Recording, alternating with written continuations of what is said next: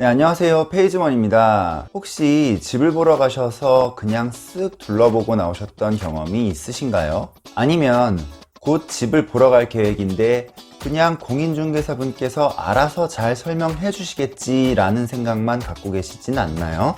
나이가 어려서, 경험이 없어서, 잘 몰라서 초보 티는 나지 않을지 걱정되신다면 오늘 어느 부분을 중점적으로 체크해야 되는지 핵심 사항들만 콕 짚어서 알려드리도록 하겠습니다.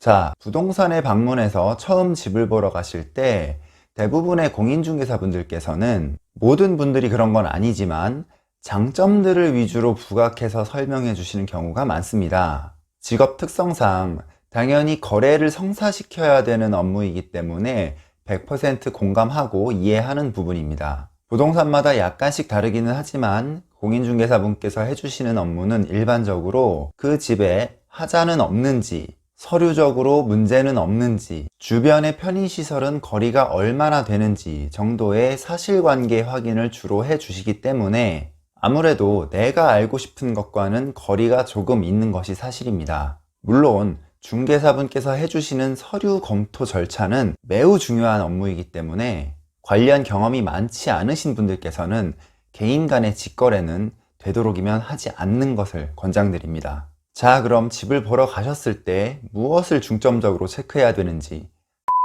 그 첫 번째로 건물에 들어가기 전에 로얄층 확인인데요. 다들 한 번씩 들어봤던 로얄층 왜 중요할까요? 사실 5층이나 20층이나 거주하시는데 큰 차이가 있는 것은 아닙니다. 미미한 차이가 있긴 하지만 실거주 입장에서 봤을 때 거주가 불편할 정도의 그런 차이가 있다고 보기에는 조금 어렵죠. 단 1층의 경우 사람들이 왔다 갔다 하는 소리, 엘리베이터가 열렸다 닫혔다 하는 소리 등이 조금 불편할 수 있고요.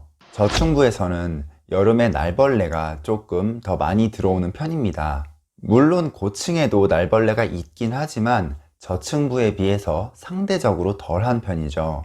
또한 주변 경치가 좋은 곳일 경우에 저층부에서는 아무래도 그 경치를 보지 못할 가능성이 크죠. 고층으로 올라갈수록 좋은 경치를 보면서 살 수 있게 됩니다. 하지만 이런 것들은 거주하시는 데 있어서 생활에 불편함을 줄 정도의 요소는 아닙니다. 언제가 될지는 모르겠지만 5년 뒤, 10년 뒤에 이 집을 팔아야 할 때 저층일 경우에 집이 잘 팔리지 않는 문제가 생길 수 있습니다. 1층의 경우에 노인이나 아이가 있는 가정 등 수요층이 확실하게 있고 시세 자체가 고층부에 비해서 많이 저렴하기 때문에 거래가 어느 정도 성사가 됩니다. 다만 애매하게 2층이나 3층인 경우에 집을 비교적 싸게 내놨다 하더라도 수개월씩 팔리지 않는 경우가 많죠. 물론 상승장에서는 대부분 며칠 안에 팔릴 수 있으니까 그런 외부적인 요소는 고려하지 않겠습니다. 예산 문제가 아니시라면 되도록 로얄층이라고 부르는 중간층 이상을 구입하시기를 권장드립니다. 두 번째로는 로얄동 체크인데요. 로얄동은 사실 명확히 정해진 것은 없고 나의 상황과 가장 잘 맞는 동이 로얄동이라고 합니다. 아이가 있다면 초등학교에서 가까운 동, 출퇴근을 대중교통으로 하신다면 지하철역이나 버스 정류장에서 가까운 동이 되겠죠. 물론 10개 동 이하 아파트 단지의 경우에는 단지 끝에서 끝까지의 거리가 워낙 짧아서 크게 신경 쓰지 않으셔도 되지만 20개 동이 넘어가는 대단지의 경우에 단지 끝에서 끝까지의 거리가 상당하기 때문에 학교나 대중교통 등 우리 가족의 상황에 맞는 동을 반드시 체크하셔야 됩니다. 나는 거리가 전혀 상관이 없다 라고 하신다면 거실 창 밖이 뻥 뚫린 동이 시세도 좋고 나중에 더 빨리 잘 팔릴 가능성이 높습니다. 아파트 주변에 아름다운 경관이 있다 한들 앞 동에 가려서 볼 수 없다면 무용지물이겠죠. 세 번째로는 타입 확인인데요. 이전 영상에서 아파트 청약에 대해서 설명드릴 때 간단히 언급했던 적이 있는데요. 보통 아파트는 A타입, B타입, C타입 등 각 세대의 구조를 조금씩 다르게 짓는 경우가 대부분입니다. 최근 트렌드는 국민평형이라고 부르는 84제곱미터가 가장 인기가 있고 모든 방과 거실의 창문이 남쪽 방향을 바라보고 있는 4베이 타입이 가장 인기가 있습니다. 일부 아파트 단지는 모든 세대를 4베이 타입으로 짓는 경우도 있죠.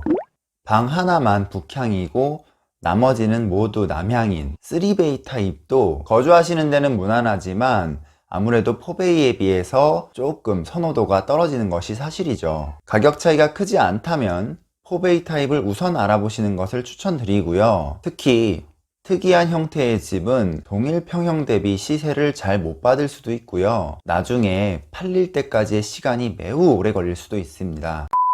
네 번째로는 인테리어 리모델링 확인인데요. 준공된 지 10년 이내의 아파트들은 인테리어가 아직 최상의 상태이기 때문에 굳이 체크하지 않으셔도 됩니다. 다만 아파트가 준공된 지 15년에서 20년을 넘어가면서부터는 벽지나 조명, 샤시, 화장실 등이 낡아버리게 되죠. 몇 년 이내에 외부 샤시까지 전체적으로 리모델링을 한 아파트일 경우에는 1, 2천만 원 정도 더 비싸더라도 매수를 하시는 것이 더 좋습니다. 나중에 시간을 내서 인테리어 공사를 하시려면 시간도 많이 걸릴 뿐더러 집을 모두 비워야 하는 번거로움도 있죠. 무엇보다 비용적인 측면에서도 전체 리모델링의 경우에 일반적인 자재 기준으로 하더라도 2천만 원에서 5천만 원까지도 필요한 경우가 있기 때문에 인테리어가 잘 되어 있는 집을 매수하시는 것이 더 이익이 될 수 있습니다. 단 시세보다 3천만 원 이상 더 비쌀 경우에는 신중히 매수를 고려하셔야 되고요. 가격 협상을 충분히 하셔서 적절한 가격 수준까지 맞추는 것이 중요합니다.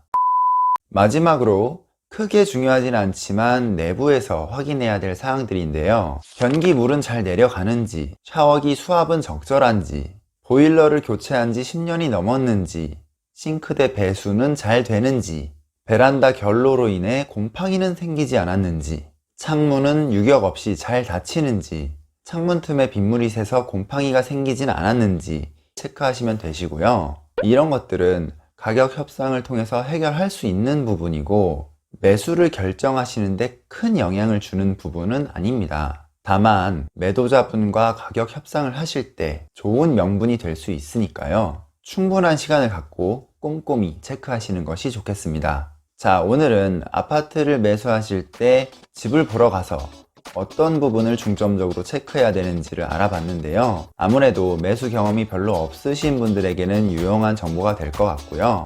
앞으로는 집에 들어가서 그냥 쓱 한번 훑고 나오는 것이 아니라 들어가기 전부터 로얄동이나 로얄층 등을 확인하시고 타입은 어떤 타입인지 이런 것들을 사전에 확인하시고 가신다면 아무래도 10군데 돌아볼 거 5군데만 돌아볼 수도 있는 거죠. 여러분들의 시간을 절약할 수도 있고 좋은 집을 찾을 수 있는 꿀팁일 것 같습니다. 자, 오늘도 긴 시간 시청해 주셔서 감사드리고요. 내용이 마음에 드셨다면 구독과 좋아요 부탁드리겠습니다. 다음에도 직장인의 고민이나 재테크 관련 꿀 정보를 가지고 돌아오도록 하겠습니다. 감사합니다.